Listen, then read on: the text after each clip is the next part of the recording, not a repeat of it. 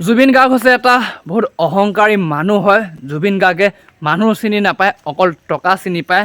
জুবিন গাৰ্গে দামী দামী অনুষ্ঠানবোৰহে অনুষ্ঠান কৰিবলৈ যায়। জুবিন গাৰ্গৰ অনুষ্ঠানত মানুহ মাল খায়, মদ খায়, কাজিয়া সৃষ্টি হয়। হেল্ল' গাইজ, কি খবৰ আপোনালোকৰ? আশা কৰোঁ সকলোৱে ভালে আছে।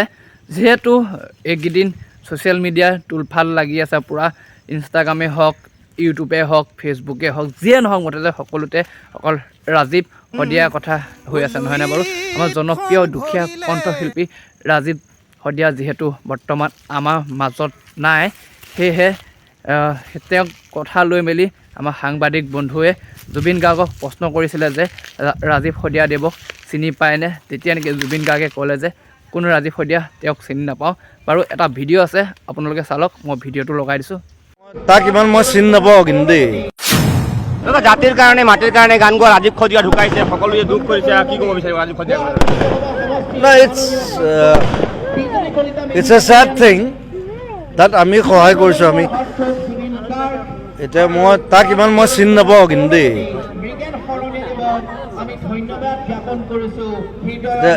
জাতিৰ কাৰণে মইতো গান গাইছোঁ।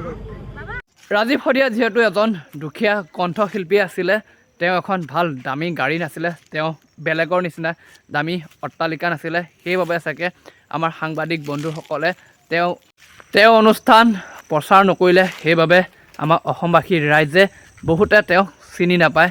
কিন্তু এতিয়া যিহেতু তেওঁৰ মৃত্যু হৈছে, জনপ্ৰিয় কণ্ঠশিল্পী ৰাজীৱ শদিয়া আমাৰ মাজত নাই। মৃত্যুৰ পিছতহে সাপ আছে আমাৰ কিছুমান সাংবাদিক বন্ধুৱে।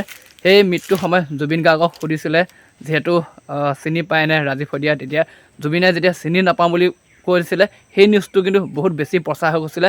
আৰু জুবিনৰ অনুৰাগীসকলে জুবিন গাৰ্গক কমেণ্ট বক্সত আহি পেলাই সেই ভিডিঅ'টোত বহুত বেয়াকৈ মন্তব্য দিয়া দেখা গৈছিলে। কিন্তু সেই ভুলটো আচলতে জুবিন গাৰ্গৰ নাছিলে, সেই ভুলটো আছিলে সাংবাদিক বন্ধুসকলে।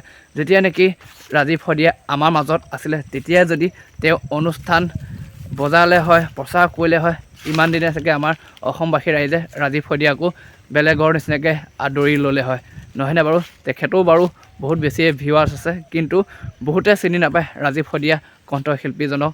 জাতি মাটি ভেটিৰ বাবে গান গোৱা এজন সুন্দৰ কণ্ঠশিল্পী, কাৰণ তেওঁ দুখীয়া আছিলে।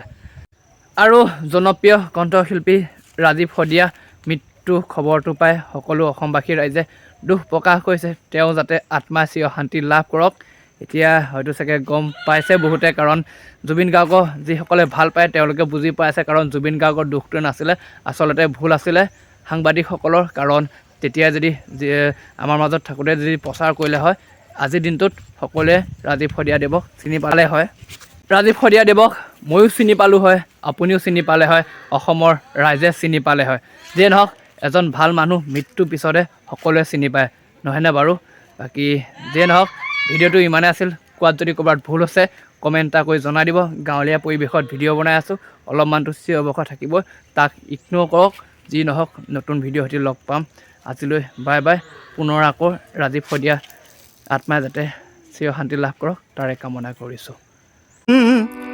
লুইতখন ভৰিলে বিহ মেটেকাৰে, পাৰত ভৰিলে জাবৰ।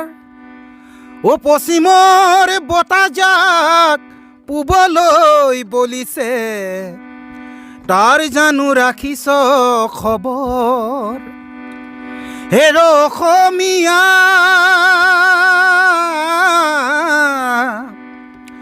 দুৰ্গাদি পাবলিয়ে কঙালীক চেপিলে, নিউ ইয়েৰ আহি ভোগালীক নাখিলে।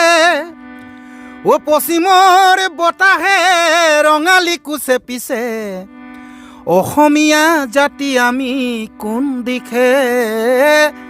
অসমীয়া জাতি